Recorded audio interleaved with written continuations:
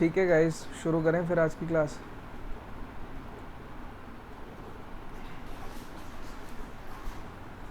अरे देखेंगे यार, गूगल फॉर्म पे ही रखेंगे। एग्ज़ाम गूगल फॉर्म से ही ले लूँगा मैं। जैसा पिछली बार दिया था एग्ज़ाम यार, वैसे ही देना है। पर जो बच्चे आते ही नहीं है ना, जो बच्चे नॉर्मली क्लास में नहीं आ रहे हैं और एग्ज़ाम के दिन आएंगे, मैं उनका एग्ज़ाम लेने वाला नहीं, उनको ग्रेड करके आंसर नहीं दूंगा मैं।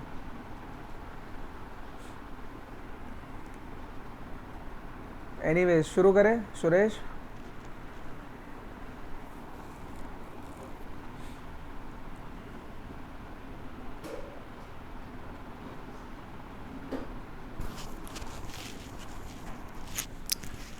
तबीयत थोड़ी ढीली है मेरी आज, इसलिए ज़्यादा ज़ोर से नहीं बोलूँगा। और गाइज इनफैक्ट आपका ये जो चैप्टर है ना सोल्डरिंग का, ये ऑलमोस्ट ख़त्म हो गया है अपना। सिर्फ एक आखिरी टॉपिक बाकी रह गया है, which is inspection of solder joints. उसको आज हम लोग देखेंगे और ख़त्म कर देंगे इस पूरे चैप्टर को आज। सो कल एग्ज़ाम हो जाएगा, उसके बाद परसों से हम लोग फिर नया चैप्टर शुरू कर लेंगे। सो गाइज देखो, मैंने आपको हार्ड सोल्डरिंग और सॉफ्ट सोल्डरिंग से रिलेटेड लास्ट वीडियो में चीज़ें बताई थी। हार्ड सोल्डरिंग में हम लोगों ने देखा था कि टेम्परेचर यूजुअली 800 डिग्री सेल्सियस के आसपास रहेगा। सॉफ्ट सोल्डरिंग में टेम्परेचर 180 से 300 डिग्री सेल्सियस रहेगा, जो कि इस वाले पैराग्राफ में दिख भी रहा है। काफ़ी सारी चीज़ें हम लोगों ने देखी थी। हार्ड सोल्डरिंग में क्या क्या मटेरियल यूज़ होता है, एंड इनफैक्ट सॉफ्ट सोल्डरिंग में क्या मटेरियल यूज़ होता है, ये भी मैंने आपको बता दिया था लास्ट क्लास के अंदर। सो फिर भी हम लोग शुरू करते हैं सॉफ्ट सोल्डरिंग से। इसको ख़त्म करते हुए हम लोग आगे चलेंगे नेक्स्ट टॉपिक की तरफ। So soft soldering usually composition रहता है इसका सोल्डर का lead tin alloy and alloy of bismuth antimony अगर ज़रूरत पड़ी तो। टेम्परेचर जैसा कि मैंने आपको बताया 180 डिग्री सेल्सियस से 300 एंड 330 डिग्री सेल्सियस डिपेंड करेगा कि कॉम्पोजिशन क्या है, कौन से एलॉय हम लोग यूज़ कर रहे हैं उसके अंदर में। सो यहाँ पे ये जो पैराग्राफ है, ये वाला पैराग्राफ थोड़ा सा इम्पोर्टेंट है, अलग है, क्योंकि इस पैराग्राफ में बताया गया है कि अर्लियर टाइम्स में हम लोग यूजुअली क्या करते थे। जैसे मान लो एक एग्जांपल मैं आपको देता हूँ। जैसे ब्लैकस्मिथ जब काम करता है मेटल पीसेस के ऊपर, तो यहाँ पे लेट्स सपोज आग लग रही है, ये फ्लेम है, ये फ्लेम है। यहाँ पे आपने अपना सोल्डरिंग आयरन रख दिया है, सोल्डरिंग रॉड या सोल्डरिंग आयरन, ये आपने सोल्डरिंग रॉड गर्म करने के लिए यहाँ पे रख दिया है। इसको आप पहले गर्म करोगे, सो हीट दोगे तो गर्म होगा तो इसके अंदर भी हीट जनरेट हो जाएगी, और ये भी ऑलमोस्ट रेड जैसा आपको दिखने लगेगा। रेड नहीं दिखेगा तो एटलीस्ट गर्म तो होगा ही होगा ये। सो जैसे ही ये गर्म हो जाता है, फटाफट जहाँ पे आपको सोल्डरिंग करनी है, लेट्स सपोज ये वाला स्पॉट है जहाँ पे आपको सोल्डरिंग करनी है, तो पहले इसको गर्म करो, फिर उसके बाद में यहाँ पे सोल्डरिंग कर दो। पहले इसको गर्म करो यहाँ पर, और उसके बाद में यहाँ पे सोल्डरिंग कर दो। बट इस वाली टाइप की जो प्रोसेस है, इसमें एक प्रॉब्लम ये है कि जब तक आप इसको गर्म कर रहे हो यहाँ पर रॉड को, जब तक आप इस आयरन रॉड को फ्लेम के ऊपर गर्म करके रख रहे हो, तब तक ये अच्छा खासा हीट जनरेट कर रही है। But over a period of time क्या होगा, जैसे ही आप इस रॉड को इस पीस के ऊपर लेके आओगे और थोड़े टाइम तक रखोगे, सोल्डरिंग करोगे, तो इसकी हीट डिसिपेट हो जाएगी एटमॉस्फेयर के अंदर। तो जो लेट्स सपोज अगर वो टेम्परेचर हमें 180 डिग्री सेल्सियस चाहिए था या 183 डिग्री सेल्सियस चाहिए था, और अभी ये रॉड ठंडी होके 160 या 170 डिग्री सेल्सियस हो चुकी है, तो आप ठीक से सोल्डरिंग नहीं कर पाओगे इसके ऊपर। सो ये एक प्रॉब्लम है कि इसमें हमें रैपिडली सोल्डरिंग करनी पड़ती है। रैपिड सोल्डरिंग का मतलब होता है कि आपने इसको गर्म किया और इमीडिएटली सोल्डरिंग कर दी, यहाँ पर इमीडिएटली सोल्डरिंग कर दी। सो ये एक मेथड है सोल्डरिंग करने का या सोल्डरिंग आयरन को हीट करने का।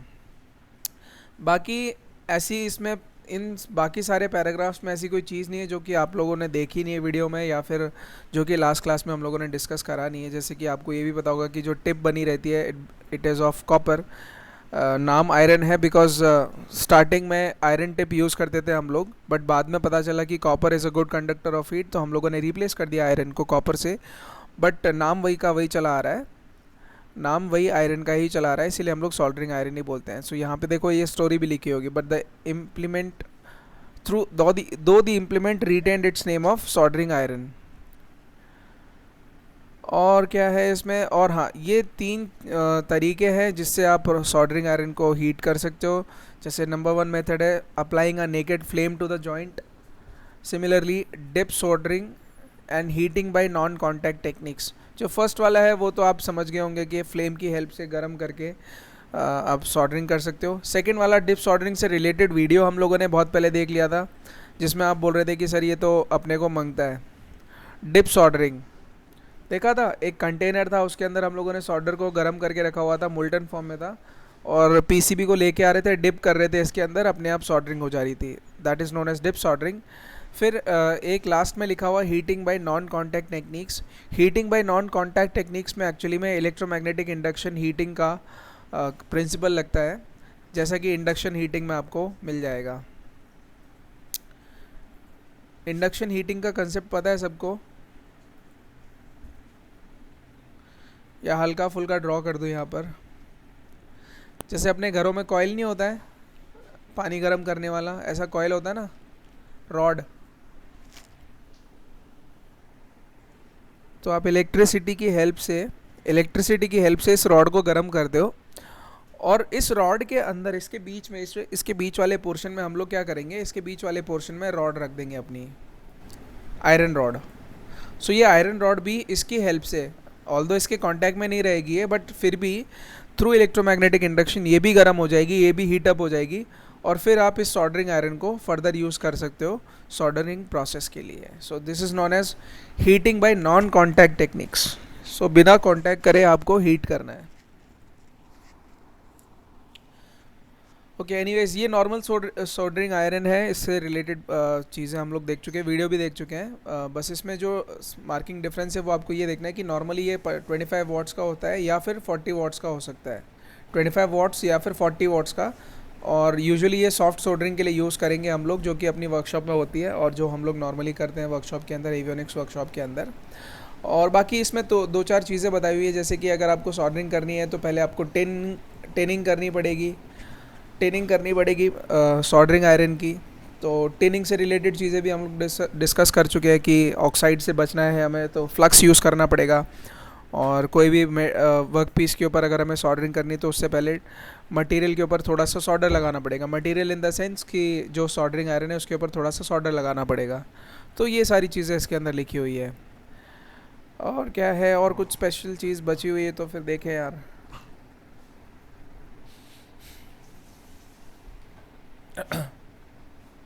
और तो कुछ नहीं है इसमें गाइज। ये जो स्लाइड है इसके ऊपर मैं ज़्यादा फोकस नहीं कर रहा हूँ, बिकॉज ऑलरेडी हम लोग काफ़ी सारी चीज़ें इससे रिलेटेड डिस्कस कर चुके हैं। जैसे कि इसका देखो, यहाँ पर आपको अगर नॉमेनक्लेचर भी देखना है तो बहुत कॉमन सा नॉमेनक्लेचर है। This is the mains lead, जहाँ से पावर आप दे रहे हो इस आयरन रॉड को या फिर इस सोल्डरिंग रॉड को, and this is the body. ये ग्रिप है प्रॉपर ग्रिप के लिए। This is the protective shroud, so that आपके हाथ में या फिर उंगली में जल ना जाए। And this is the copper bit. So copper bit replaceable आती हैं, आप रिप्लेस कर सकते हो अगर आपकी कॉपर बिट ख़राब हो जाती है तो, बिकॉज कंटिन्यूसली एब्रेसिव पेपर से उसको घिसने से या फिर क्लीन करने से ये धीरे धीरे ख़त्म होती जाती है।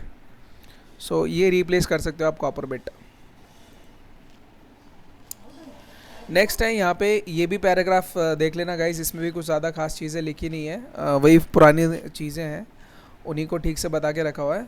हम लोग आते हैं मेन यहाँ पर इस वाले पोर्शन पे, एक्टिव एंड पैसिव फ्लक्सेस।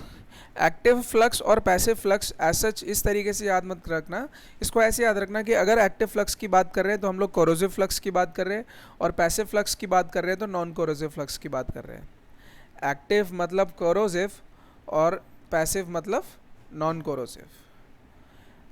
आई बात समझ में? एक्टिव मतलब कोरोसिव एंड पैसिव मतलब non corrosive. So active flux या फिर जो कोरोसिव फ्लक्स होंगे उनको यूज़ करने के बाद कोरोजन के चांसेस बहुत ज़्यादा रहते हैं, यानी कि वल्नरेबिलिटी बहुत ज़्यादा होती है। जबकि पैसिव फ्लक्सेस में वल्नरेबिलिटी कम होती है, नॉन कोरोसिव फ्लक्सेस होते हैं और उसके अंदर कोरोजन के चांसेस बहुत ही कम होते हैं।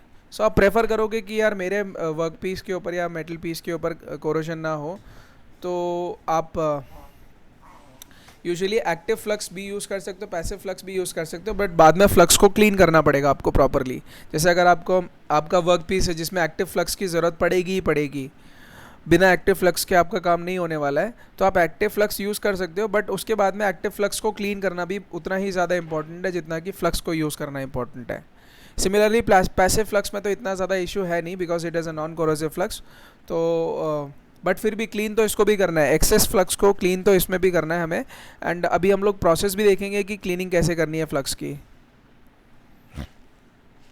यहाँ पे देखो गाइस, जैसा कि हम लोग डिस्कस कर चुके हैं फ्लक्स से रिलेटेड कि फ्लक्स की सर्टेन प्रॉपर्टीज़ हैं, सर्टेन रिक्वायरमेंट्स है जो हम लोग चाहते हैं फ्लक्स से। जैसे कि यहाँ पे देखो ये 3-4 पॉइंट्स लिखे हुए हैं। Forms it should form a liquid film over the joint and excludes the gases in the atmosphere. इस पूरी लाइन का मतलब ये है, यानी कि फर्स्ट और सेकेंड लाइन, ये दोनों लाइन एक्चुअली में मिल के यही बोलना चाह रही हैं कि फ्लक्स का काम है ऑक्साइड लेयर को हटाना या ऑक्साइड लेयर से बचाना किसी भी मेटल पीस को जिसके ऊपर हम लोग सोल्डरिंग करने वाले हैं। और यूजुअली क्या होता है, जब हम लोग किसी भी मेटल पीस को गर्म करते हैं तो उसकी वल्नरेबिलिटी यानी कि वो एक्सपोज्ड हो जाता है एटमॉस्फेयर से अच्छे खासी कंडीशन में, एंड ऑक्साइड्स बनाने के उसके चांसेस ज़्यादा हो जाते हैं अगर हम लोग हीट देते हैं तो। And I can see somebody has joined right now. अभी मैं चेक करके बताता हूँ ये इतना लेट किसने ज्वाइन करा है, बट पहले ये पॉइंट्स ख़त्म कर लेते हैं हम लोग। सो अनदर प्रॉपर्टी इज़ कि it assists in dissolving the oxide film on the metal surface and the shoulder and is displace from the joint by liquid filler metal. तो ये चीज़ें हैं, ये वाली प्रॉपर्टीज़ हैं जो कि हमारे फ्लक्स के अंदर में होनी चाहिए, whether it is active flux और passive flux, it does not matter, but these characteristics must be there. सो अब हम लोग आते हैं एक्टिव फ्लक्स की तरफ। ये तो डायग्राम है फ्लक्स का, इनफैक्ट नॉर्मल जनरल डायग्राम था जहाँ पे फ्लक्स और सॉल्डर और आयरन रॉड वर्क पीस ये सब चीज़ें देखी थी। सो देखिए गाइस, जैसा मैंने आपको बताया, active group which are corrosive और acid fluxes and passive group which are non corrosive fluxes. So इसके अंदर में मल्टीपल टाइप्स के होते हैं। एक्टिव फ्लक्स के डिफरेंट टाइप्स हैं। यहाँ पे मैं आपको बता देता हूँ, ये लिखे हुए हैं यहाँ पे, यहाँ से शुरू हो रहे हैं, यहाँ से शुरू हो रहे हैं। सो इससे रिलेटेड ये जो एक लाइन लिखी हुई है वो हम लोग पढ़ लेते हैं। That these fluxes, it is very important, it's a warning, these fluxes can cause burns to flesh and clothing. Protect the eyes with goggles and wear rubber gloves and apron when using a corrosive flux. So क्योंकि corrosive है तो, और in fact अभी आप ये material देखोगे तो आप खुद ही समझ जाओगे कि कितना corrosive हो सकता है। सो क्योंकि ये corrosive मटेरियल है, अगर अपनी बॉडी पे लग गया या हाथों पे लग गया तो आईज़ पे लग गया, डेंजर हो सकता है, प्रॉब्लम आ सकती है। इसीलिए हमें सारे प्रोटेक्टिव गियर पहन के रखने हैं, और वो प्रोटेक्टिव गियर आपको पता है कि क्या क्या होते हैं। सो यहाँ पे देखो गाइस, जो एक्टिव फ्लक्सेस हैं, ब्रूनो, सो यहाँ पे देखो गाइस, जो एक्टिव फ्लक्सेस हैं उनके एग्जांपल लिखे हुए हैं। एक लिखा हुआ है जिंक क्लोराइड ZnCl। यार ZnCl होता है या ZnCl2 होता है? ये गलत लिखा हुआ है यहाँ पर, ये गलत लिखा हुआ है, ZnCl2 होगा यहाँ पे, ZnCl नहीं होगा, बिकॉज जिंक की ऑक्सीडेशन स्टेट Zn पॉजिटिव 2 होती है। अगर ये पॉजिटिव 2 है तो यहाँ पे 2 Cl होने चाहिए। सो ZnCl2 इसका कॉमन फार्मूला होता है, this is wrong. So zinc chloride which is also commonly called as killed spirits and this is used generally on sheet metal work and may be obtained commercially under its trade name of Baker's soldering fluid. So ये चीज़ों के लिए focus करना, जब भी आप पढ़ोगे तो इन चीज़ों पे फोकस करना, जो ये एक्स्ट्रा नेम दिए होते हैं, एलियसिस दिए रहते हैं। सो अगर जिंक क्लोराइड की बात करेंगे हम लोग, जिंक क्लोराइड फ्लक्स की, तो उसका दूसरा नाम भी है बेकर्स सोल्डरिंग फ्लूइड, और वो भी शीट मेटल वर्क नॉर्मली इसके ऊपर हम लोग यूज़ करेंगे। सिमिलरली एक फ्लक्स होता है ammonium chloride flux. Ammonium chloride guys एक और जगह पे हम लोगों ने देखा था, एक और जगह पे यूज़ होता है। इनफैक्ट जिंक क्लोराइड भी और अमोनियम क्लोराइड, ये दोनों चीज़ें हम लोगों ने देखी थी। हम लोगों ने नहीं, मतलब आप लोगों ने अपने इलेक्ट्रिकल सब्जेक्ट में देखा होगा कहीं पर। ये केमिकल कहाँ पे यूज़ होता है? पीसीबी, और इसके अलावा फर्स्ट सेमेस्टर में पढ़ा होगा। वेरी गुड चिन्मय, बैटरीज में किस काम आता है ये?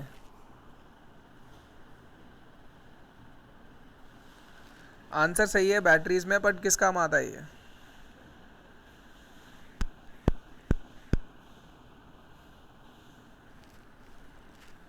एनोड, अरे इलेक्ट्रोलाइट है ये, अमोनियम क्लोराइड पेस्ट, याद करो, अमोनियम क्लोराइड का paste. It behaves as an electrolyte and it acts as an electrolyte. So ammonium chloride, हाँ, सो अमोनियम क्लोराइड का पेस्ट है, ये भी हम लोग एज अ फ्लक्स यूज़ कर सकते हैं. This is commonly called sal ammoniac. ये तो पता नहीं कोई ऐसे इटालियन या फ्रेंच नेम जैसा लग रहा है. This is used in block form for cleaning the face of the soldering bit before tinning, or in powdered form with zinc chloride or tinning cast iron. So tinning से पहले, tinning करने से पहले हम लोग फ्लक्स लगाते हैं और यूज़ कर सकते हैं, ऐसा है नहीं ज़रूरी, बट यूज़ कर सकते हैं अमोनियम क्लोराइड पेस्ट को. सिमिलरली यहाँ पे एक और एक्टिव फ्लक्स दे के रखा हुआ which is HCl, hydrochloric acid. And आप हम सबको पता है कि हाइड्रोक्लोरिक एसिड कितना डेंजरस हो सकता है, कितना कोरोसिव हो सकता है. सो इसीलिए इसको इमीडिएटली यूज़ करने के बाद में क्लीन करना बहुत ज़्यादा ज़रूरी है. इसको क्लीन करना बहुत बहुत बहुत ज़्यादा ज़रूरी है. And it will be used for soldering zinc and galvanised mild steel. Galvanised mild steel और जिंक को सोल्डर करने के लिए हम लोग हाइड्रोक्लोरिक एसिड को एज अ फ्लक्स यूज़ करेंगे. सिमिलरली फॉस्फोरिक एसिड है, H3PO4, which is use primarily on stainless steels.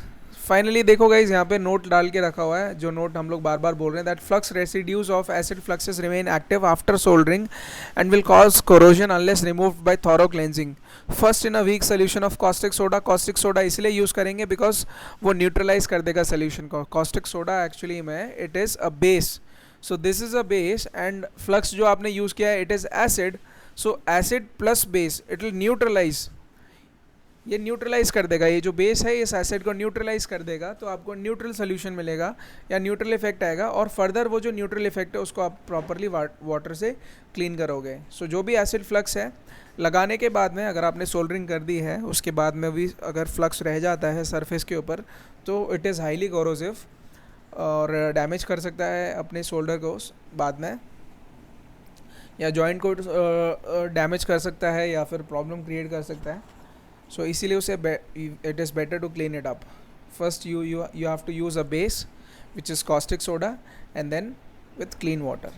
Next है पैसिव या non corrosive flux which is also divided into 3-4 types. First वाला है natural resin, second is tallow and this is olive oil. Natural resin, tallow and olive oil, ये तीनों के तीनों fluxes हैं, passive fluxes हैं, यानी कि नॉन कोरोसिव फ्लक्सेस हैं. इसका मतलब ये है कि अगर आप इनको यूज़ करोगे तो कोरोजन होने के चांसेस इनमें बहुत ही ज़्यादा कम है. कोरोजन होने के चांसेस इनमें बहुत ही ज़्यादा कम है. सो ऐसी लोकेशंस या ऐसी कंडीशंस जहाँ पे कि आपको कोरोजन बहुत कम चाहिए या फिर कोरोजन चाहिए ही नहीं, तब आप नॉन कोरोसिव फ्लक्स का यूज़ करोगे. एंड इनफैक्ट वो डिपेंड करेगा कि किस लोकेशन पर किस टाइप का मटेरियल आप यूज़ कर रहे हो सोल्डरिंग के लिए.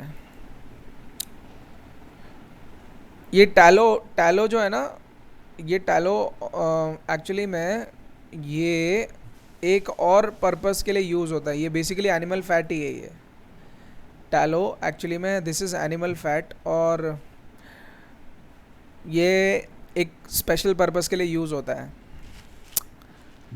वैसे तो वो अभी सबके सब ये टैलो वर्ड पहली बार सुन रहे होंगे, बट नेक्स्ट क्लास में मैं टैलो से रिलेटेड चीज़ पूछूंगा. So please be prepared.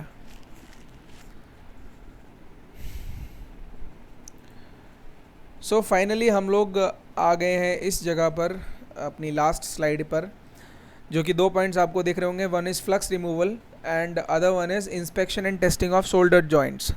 So flux removal से रिलेटेड अभी मैं आपको जस्ट एक वीडियो दिखा देता हूँ, बट उससे पहले ये जो पॉइंट्स हैं इंस्पेक्शन वाले, टेस्टिंग ऑफ शोल्डर जॉइंट्स वाले, ये हम लोग फटाफट देख लेते हैं और इससे रिलेटेड भी हम लोग वीडियो देख लेंगे. सो गाइस, कभी कभार क्या होता है कि हम लोग सोल्डरिंग कर रहे हैं और गलती से सोल्डरिंग प्रोसेस ज़्यादा हो गई या फिर आपने ज़्यादा सोल्डर यूज़ कर लिया, तो अब आपको डीसोल्डरिंग करनी पड़ सकती है. अब आपको डीसोल्डरिंग करनी पड़ सकती है, यानी कि अब आपको एक्स्ट्रा सोल्डर को रिमूव करना पड़ेगा, या फिर जो आपने फ्लक्स यूज़ किया है, एक्स्ट्रा फ्लक्स यूज़ किया है, उसको भी आपको रिमूव करना पड़ सकता है. सो उससे बचने के लिए हम लोग डीसोल्डरिंग करेंगे या फिर फ्लक्स हटाएंगे, और उसके लिए भी एक अलग तरीका है, अलग अलग प्रोसेस है, अलग अलग टूल्स हैं, वो हम लोग यूज़ करेंगे. अभी मैं आपको वीडियो दिखाऊंगा तो उसमें क्लियरली आपको पता चल जाएगा। एंड फाइनली ये जो लास्ट टॉपिक है which is inspection and testing of soldered joints, इसमें हम लोग देखेंगे कि जो सॉर्डरिंग हमने कर दी है whether we have done it correctly और नॉट, ये चीज़ हमें इसमें चेक करनी है। सॉर्डरिंग हमने कर दी है वेदर इट इज़ करेक्ट और नॉट, वो चीज़ हमें चेक करनी है। और इसका एक गोल्डन रूल है कि सॉर्डरिंग प्रोसेस में पिट नहीं होना चाहिए, यानी कि खड्डे जैसी सॉर्डरिंग नहीं होनी चाहिए। एक पर्टिकुलर वॉल्केनो शेप बनना चाहिए and it should be shiny enough, shiny होना चाहिए, कुछ भी पॉइंटेड एजेस नहीं निकल रही होनी चाहिए सॉर्डर में से जहाँ पे आपने सॉर्डरिंग करी है। और होपफुली वही सारी चीज़ें यहाँ पे लिखी होंगी। सो देख लेते हैं यहाँ पे क्या क्या चीज़ें लिखी हुई हैं, पॉइंट्स लिखे हुए हैं। देखो यहाँ पे that joint should B clean, smooth, bright and free from sharp projections. Sharp projections नहीं होने चाहिए। देखना गाइस, जब आप सॉर्डरिंग कर रहे होते हैं ना तो कभी कभार क्या होता है एक्स्ट्रा एक पॉइंटेड एजेस निकल जाते हैं। जब आप रॉड को हटाते हो ना, सॉर्डरिंग रॉड को, जब आप इस रॉड को हटाओगे तो शार्प प्रोजेक्शंस आ जाते हैं। तो इसके सर्टन रीजंस है, जैसे कभी आपने टेम्परेचर कम दे दिया या फिर फ्लक्स यूज़ नहीं करा, तो इसकी वजह से आपको शार्प प्रोजेक्शंस मिलेगा विच इज़ अनडिज़ायरेबल। तो इसको हटाना है आपको। कभी कभार कुछ लोग क्या करते हैं, इसको फाइलिंग करके हटा देते हैं, बट बेटर रहेगा कि आप सॉल्डरिंग आयरन से इसको हटा दो। अभी भी किसी ने ज्वाइन किया है, मैं देख रहा हूँ अभी कौन आ रहा है कौन जा रहा है इसमें। Anyways, as far as can be detected visually, जहाँ तक आपको दिखता है वहाँ पर आपको the joint should be filled with adhering solder, यानी कि परफेक्ट सॉर्डरिंग करनी है, इनफ एडिक्वेट सॉर्डर आपको यूज़ करना है। ऐसा नहीं कि कम सॉर्डरिंग कर दिया आपने या कम सॉर्डर डाल दिया तो जो जॉइंट है वो अच्छा जॉइंट नहीं मिलेगा and over a period of time वो ख़राब भी हो जाएगा या फिर टूट सकता है वहाँ से। Now insulation should not be damaged, that means insulation should be undamaged, यानी कि जो इंसुलेशन होता है वायर्स का वो जलना नहीं चाहिए, वो ख़राब नहीं होना चाहिए जब आपने सॉर्डरिंग करी हुई है। And there should be no pitting, there should be no pitting, scale और other evidence of poor workmanship. Poor workmanship, ऐसी कोई गलती हमें करनी नहीं है। पिटिंग यानी कि खड्डे जैसा, जब आप सॉल्डरिंग करोगे तो एक खड्डे जैसा भी बन जाता है कभी कभार, उससे बचना है, वो नहीं करना। स्केलिंग यानी कि सॉल्डरिंग अगर प्रॉपर नहीं होगी तो स्केल के जैसा बिहेव करेगा ये सॉल्डर, सो ये भी नहीं होना चाहिए। And other evidences of poor workmanship में बहुत सारी चीज़ें आ गई हैं, यानी कि ख़राब पीस आपने बनाया है या फिर अच्छे से सॉल्डरिंग नहीं करी है या फिर स्टैंडर्ड्स फॉलो नहीं करें या फिर प्रोफेशनल काम नहीं लग रहा है, तो वो सारी चीज़ें पुअर वर्कमैनशिप में आ जाएंगी। Next is wire electrical test, हाँ ये फाइनल इंपॉर्टेंट लाइन है कि जहाँ पर भी इलेक्ट्रिकल टेस्ट स्पेसिफाई करके रखे हुए हैं आफ्टर सॉल्डरिंग, तो हमें आफ्टर सॉल्डरिंग इलेक्ट्रिकल टेस्ट्स भी करने हैं और चेक करना है कि रेजिस्टेंस कितना है उस पर्टिकुलर पोर्शन में, अगर वो चेंज हुआ है तो, या चेंज भी नहीं भी हुआ है तो भी हमें चेक करना है। प्रॉपर कनेक्शन चेक करना है कि सॉल्डरिंग जो हमने करी है वेदर इट इज़ कंटिन्यूस और डिसकंटिन्यूस। कंटिन्यूस होगा तो पावर आएगा, डिसकंटिन्यूस होगा तो पावर नहीं आएगा, सिंपल सी बात है। तो वो चेकिंग भी अपने को करनी है। सो अब हम लोग देख लेते हैं एक वीडियो, और ये जो वीडियो है ये this video is by a certain person named Andro Kavo. So Andro Kavo का ये वीडियो हम लोग यूज़ कर रहे हैं for educational purposes.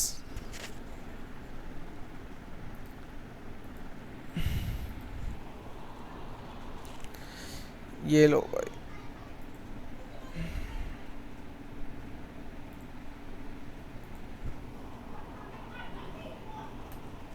Comment section में भी मैंने डाल दिया है वीडियो का लिंक, और वीडियो प्ले कर रहा हूँ मैं।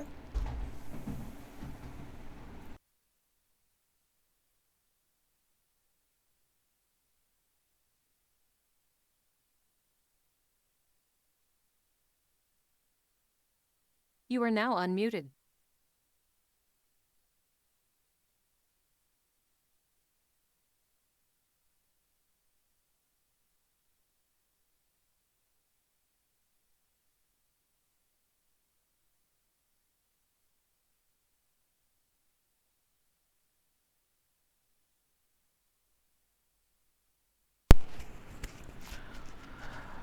हेलो। हाँ, सो गाइज ये जो वीडियो था अपना कंक्लूसिव वीडियो है सॉल्डरिंग चैप्टर का, और बस इतना ही था अपना। सो बताओ ज़रा अगर किसी को कुछ समस्या हो तो। हाँ सुरेश, क्या मेन कंपोनेंट का सॉल्डर निकल गया था? निकल गया होगा तो उसने लगा दिया होगा। वैसे भी कुछ पोर्शन इसका मतलब डीसॉर्डरिंग वाला ही तो प्रोसेस है।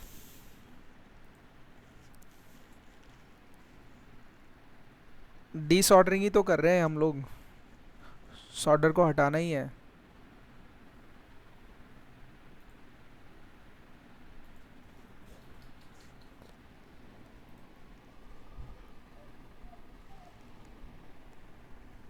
और किसी को कोई डाउट है चिन्मय?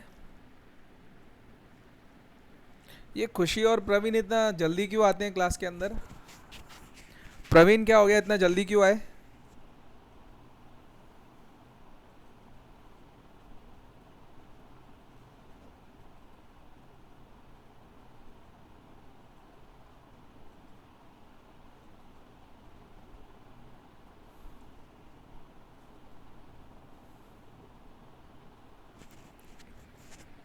चलो एक बहाना खत्म हो गया, अभी खुशी। अच्छा, ओके। और ये मिस्टर मनोज, तुम क्यों इतना जल्दी आए हो?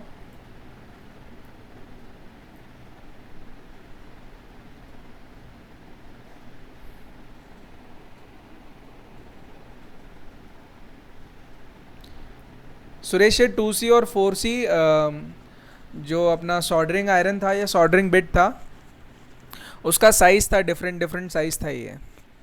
2C यानी कि छोटा साइज़ है, 4C यानी कि बड़ा साइज़ है। जैसा कि आपने वीडियो में देखा भी होगा कि अगर हमें डी सोल्डरिंग करनी है तो प्रॉपर डायामीटर भी होना चाहिए सोल्डरिंग आयरन का। ऐसा नहीं कि आप छोटा सोल्डरिंग आयरन यूज़ कर रहे हो या फिर पतला सोल्डरिंग आयरन यूज़ कर रहे हो। एक्चुअली आप यूज़ तो कर सकते हो, बट स्मॉल सोल्डरिंग आयरन में इशू ये रहेगा कि आपको एक बार में डी सोल्डरिंग नहीं होगी, आपको 2-3 बार में डी सोल्डरिंग करनी पड़ेगी उसमें यूज़ करने के बाद। हाँ, 2C 4C वाला मैंने आप बता तो दिया अभी। चिन्मय बता दिया बेटा।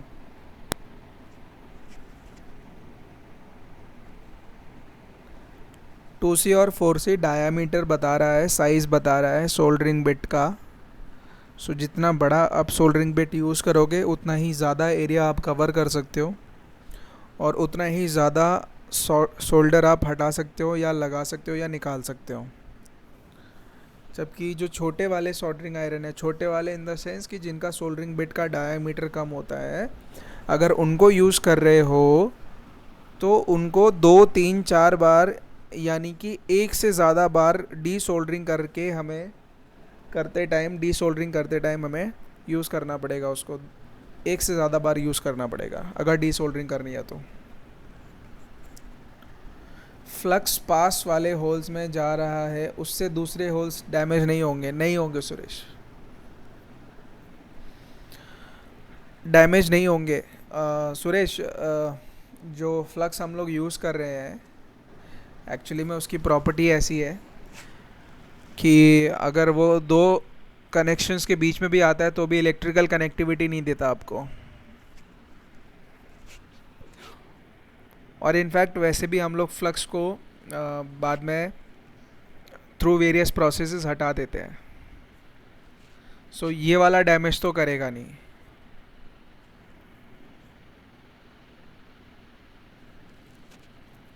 अच्छा, तो पर चिन्मय ने ऊपर लिखा कहाँ है डाउट यार? अच्छा, ये रहा। सॉरी सॉरी, अरे ये प्रवीण और खुशी के चक्कर में वो रह गया ऊपर वाला।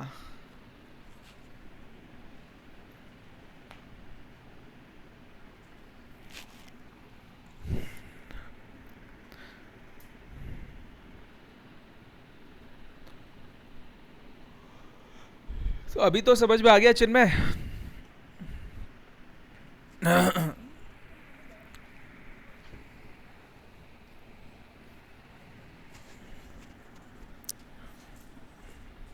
फ्लक्स से साइड वाले होल्स पे एज सच कुछ इफ़ेक्ट ज़्यादा नहीं पड़ेगा। और जस्ट इन केस अगर इफ़ेक्ट पड़ता भी है तो हम लोग वैसे भी जो फ्लक्स है उसको रिमूव कर देते हैं बाद में।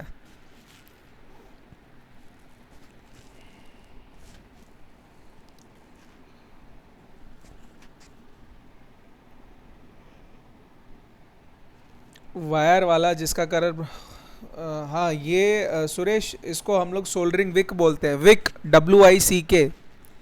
जो दिया और बाती होता है ना, दिया और बाती, उसमें जो बाती होती है उसको विक बोलते हैं।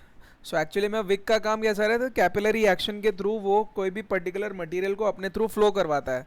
तो सॉर्ट ऑफ इस विक में भी, ये जो सोल्डरिंग विक था, इसमें भी हम लोग सॉर्ट ऑफ कैपिलरी एक्शन के थ्रू डी सोल्डर करते हैं, यानी कि जो सोल्डर है उसको हटाते हैं पर्टिकुलर जगह से।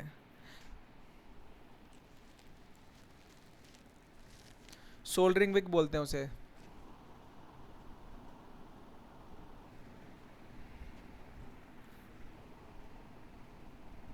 हाँ डी सोल्डरिंग के लिए था मनोज, अभी ज़बरदस्ती वाले डाउट मत पूछ जब है ही नहीं तो।